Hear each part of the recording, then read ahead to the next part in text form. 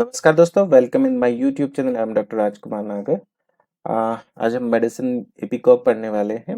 Ipecac के clinical symptoms देखेंगे और कॉम्पिटिटिव एग्जाम में किस तरीके से सिम्टम्स को डिफरेंशिएट किया जाता है। मैं आपको बताना चाहूँगा कि most of the competitive exam में जो क्वेश्चंस आते हैं वो कैरेक्टरिस्टिक होते हैं और most of the questions Allen based होते हैं, तो आप प्लीज़ ध्यान दें। इसीलिए मैं लाइन टू लाइन बता रहा हूँ आपको सिम्टम्स के, ताकि जब आप क्वेश्चंस को सॉल्व करें तो आपको कोई डिफिकल्टी ना हो। तो चलिए शुरू करते हैं। Ipecac common name एपिकेक, Rubiaceae family की है और जो थर्मल रिलेशन है वो है हॉट। अगर हम फिजिकल जनरल की बात करें तो in all disease with constant and continual nausea, ये बहुत इंपॉर्टेंट है। ऐसी कोई सी भी बीमारी जिसमें पेशेंट का जी मचलाता है, और जी मचलाना कैरेक्टरिस्टिक सिम्टम्स है कि डॉक्टर साहब जी तो मचलाता ही है, तो उस तरीके के केसेस में आप इपिकॉक का उपयोग कर सकते हैं। अगला जो फिजिकल जनरल है, हेमरेज है, एक्टिव और पैसिव दोनों हो सकता है। Bright red from all the orifice of the body, तो जब भी आप हेमरेज एक्टिव एंड पैसिव देखेंगे आपके दिमाग में सबसे पहले जो दवाई आएगी जब आप क्वेश्चन हल करेंगे कॉम्पिटिटिव एग्जाम में, तो वो आएगी हेमामेलिस, मिलीफोलियम एंड इरिजिरॉन या फास्फोरस। तो आप हेमामेलिस को यहाँ पे कैसे डिफरेंशिएट करेंगे, मैंने हेमामेलिस वाले लेक्चर में बताया है। यहाँ पे भी हम हेमरेजिक डायथिसिस को लेके जो भी इसका कंपैरिजन है वो देखेंगे। तो हेमरेजिक डायथिसिस को लेके जो कंपैरिजन है वो है मिलीफोलियम से। तो हम देखते हैं कि एलन ने मिलीफोलियम में क्या लिखा हुआ है। हेमरेज कैसा है? Painless and without fever, bright red fluid blood from lungs, bronchi, larynx, mouth, nose, stomach, bladder, rectum and uterus. इतनी सब जगह से यहाँ पे स्पेसिफाई किया है, बट एपिकॉक में सिर्फ active and passive bright red blood का डिस्चार्जेस बताया है, जबकि every orifice of the body लिखा हुआ है, all the orifice of the body, but यहाँ पे स्पेसिफाई किया है एलन ने ऑफ, एंड जो हेमरेज है mechanical origins end of wounds, तो ये ध्यान रखना है आपको मिलीफोलियम में। अगर हम हेमामेलिस की बात करें तो हेमामेलिस में हेमरेजिक क्या लिखा हुआ है?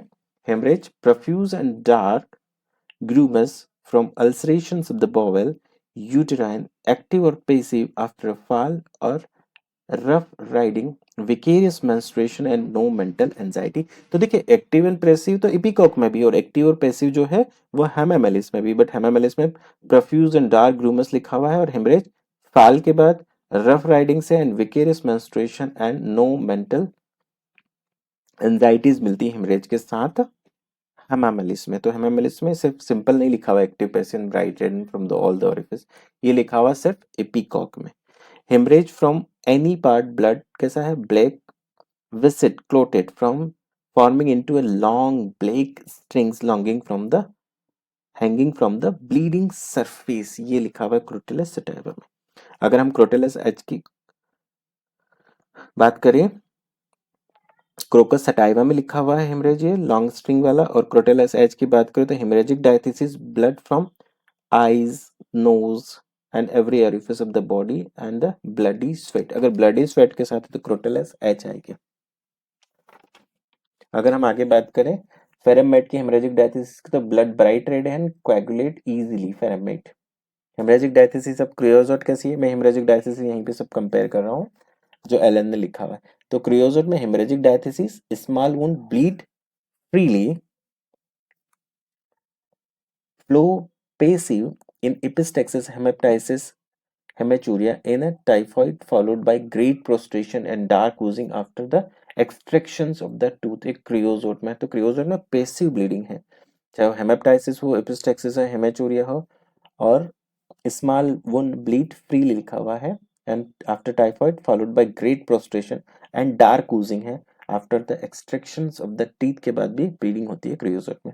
अगर हम लेकेसिस की डायथिसिस की हेमरेजिक डायथिसिस की बात करें तो small wound bleed easily like creosote, but यहाँ पे profuse and blood dark and non coagulable लिखा हुआ है। यहाँ पे टूथ एक्सट्रैक्शन या टाइफाइड के बाद प्रोस्ट्रेशन या हेमेप्टाइसिस या हेमेचूरिया को लेकर कोई सिम्टम्स लेकेसिस में नहीं लिखा। फास्फोरस की अगर हम बात करें तो फास्फोरस में small wound bleed profusely from every mucous outlet. सिकल कोर की बात करें अगर हम हेमरेजिक डायथिसिस में, तो ये सिकल कोर वाली मेडिसिन जब मैंने कवर की थी तो बताया था, बस मैं आपको यहाँ पे थोड़ा सा पढ़ के बता देता हूँ कि क्या डिफरेंस है। तो haemorrhagic diathesis the slightest wound causes bleed from weeks तो देखिए क्या लिखा हुआ है कि हफ्तों तक ब्लीडिंग होती रहती है, discharge of serous liquid fluid with a strong tendency to putrescence, tingling in the limb, and great debility, especially when the weakness is not caused by previous loss of fluid. Oversensitive to heat and cold, epicock, ये ध्यान रखिएगा. Pain is bone were all torn to pieces. ये questions बहुत बार competitive exam में मैंने देखा है कि पूछा जाता है कि pain is bones were all torn to pieces and as a broken अगर है तो यूपिटोरियम. तो जब यूपिटोरियम पर बताई थी मैंने वीडियो लेक्चर, तो उसमें मैंने इसको डिफरेंशिएट किया था. अगर हम जीआई की बात करें तो जीआई में adapted to cases where the gastric symptoms predominate. ऐसे कोई सा भी केस जहाँ पे गैस्ट्रिक सिम्टम्स बहुत ज्यादा होंगे और टंग कैसे होगी, clean and slightly coated, ant crud and pulsatilla की तरह. Nausea with profuse saliva, vomiting a white glary mucus in large quantities without relief. क्या सिर्फ म्यूकस ही म्यूकस निकलता है, vomiting of white glairy mucus, sleepy afterwards, nausea के बाद, vomiting के बाद, and worse from stooping and the primary effects of tobacco of pregnancy. तो nausea of pregnancy and the nausea of the primary effects of tobacco हो सकता है, and stooping से बढ़ जाता है पीकॉक में. तो अगर ऐसा कोई सा भी सिम्टम्स जिसमें पेशेंट आपको जी मिचलाने के साथ बहुत ज्यादा सलाइवा बन रहा है, लार बन रहा है, ऐसा पेशेंट का है, और झुकने से ही उल्टी हो जाए, और चाहे उल्टी या नोजिया प्रेगनेंसी का हो या तंबाकू लेने के बाद का हो, और उल्टी में क्या निकल रहा है, large quantities of glairy mucus, and जो ये वोमिटिंग है इससे नोजिया रिलीफ नहीं होता है, और जैसे ही नोजिया उल्टी हो जाती है तो पेशेंट प्रोस्ट्रेटेड हो जाता है और सो जाता है. Stomach feels relaxed as if hanging down, clutching, squeezing, gripping as from hand, each finger sharply pressing into the intestine, worse from motions. तो ये जो सेंसेशन है इसको लेकर स्टेफी में लिखा हुआ, sensation as if stomach and abdomen were hanging down relaxed. Staph में हैंगिंग डाउन रिलैक्स्ड लिखा हुआ है, जबकि यहाँ पे feels relaxed as if hanging down. Flatulent colic about umbilicus. Location जरूर ध्यान रखिए कि पेशेंट है ना नाभि के चारों ओर दर्द बताता है, और ये फ्लैचुलेंट कटिंग कोलिक पेन है, गैस की वजह से होने वाला दर्द जो कि नाभि के चारों ओर होता है. स्टूल कैसा है, स्टूल ग्रासी ग्रीन, मतलब एकदम हरा, ऑफ वाइट म्यूकस मिला हुआ, and bloody fermented form slimy like frothy molasses. तो कॉल्चिकम में क्या लिखा हुआ है, कॉल्चिकम में लिखा हुआ है, ये जो आगे इन्होंने ऑटम डिसेंट्री दी उसमें कॉल्चिकम एंड मर्क्यूरियस का कंपैरिजन है.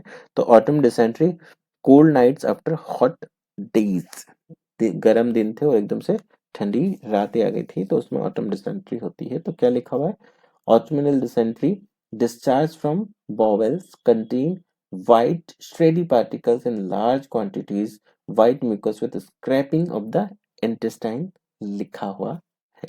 Cutting pain across the abdomen from left to right, lachesis left to right, from right to left lycopodium. Intermittent dyspepsia, every other day same hour, fever with persistent nausea.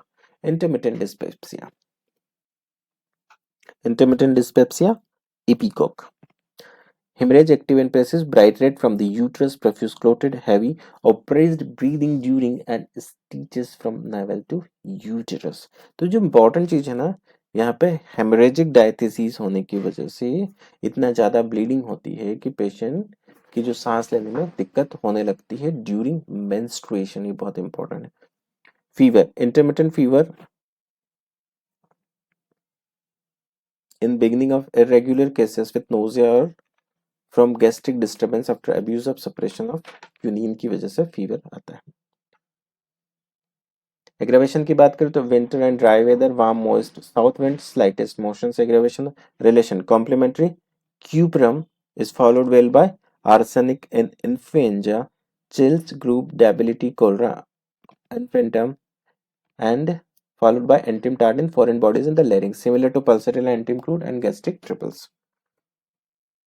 दोस्तों एक छोटा सा comparison है dysentery को लेके कि जैसे कि एपिकॉक में ऑटोमल डिसेंट्री लिखा हुआ है जो कि cold nights and hot days. तो ये cold nights and hot days with autumn dysentery आपको ध्यान रखना है, क्योंकि ऑटम डिसेंट्री आएगा सबसे पहले आपके दिमाग में जो आने वाली है वो है कॉल्चिकम. बट दोनों में क्या डिफरेंस है, कॉल्चिकम में क्या लिखा हुआ है, कॉल्चिकम में ऑटम डिसेंट्री तो लिखा हुआ है, discharge from bowels contain the white study particles, जबकि यहाँ पे वाइट स्टडी पार्टिकल्स को लेकर कोई स्पेसिफिक चीजें नहीं दे रखी है। तो white study particle in large quantities, white mucus with scraping of the intestine, ये ध्यान रखना, scrapping of the intestine.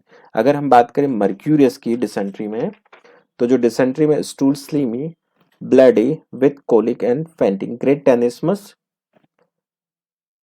tenesmus during and after not relieved by stool, followed by chilliness and a cannot finish sensation, and the more blood the better indicated.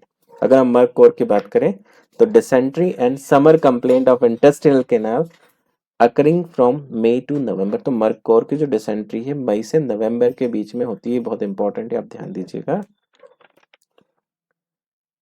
अगर cantharis की बात करें तो cantharis की dysentery में लिखा हुआ स्टूल पासेज ऑफ वाइट और pale red tough mucus like scraping from the intestine. तो स्क्रैपिंग कोल्चिकम में भी है और कैंथेरिस में, बट डिफरेंस है with streaks of the blood, जो कि हमें कोल्चिकम में देखने को नहीं मिलता है। अगर हम कार्बोलिक एसिड की डिसेंट्री की बात करें, dysentery fluid mix like scraping of the mucous membrane and great tenesmus and stool thin involuntary black as an intolerable odour होता है कार्बोलिक एसिड में। तो दोस्तों ये थी मेडिसिन इपिकॉक, ये आपको कैसी लगी प्लीज मुझे कमेंट बॉक्स में बताइए, और अगर अभी तक मेरे चैनल को सब्सक्राइब नहीं किया तो please like share and subscribe my channel. Thank you very much.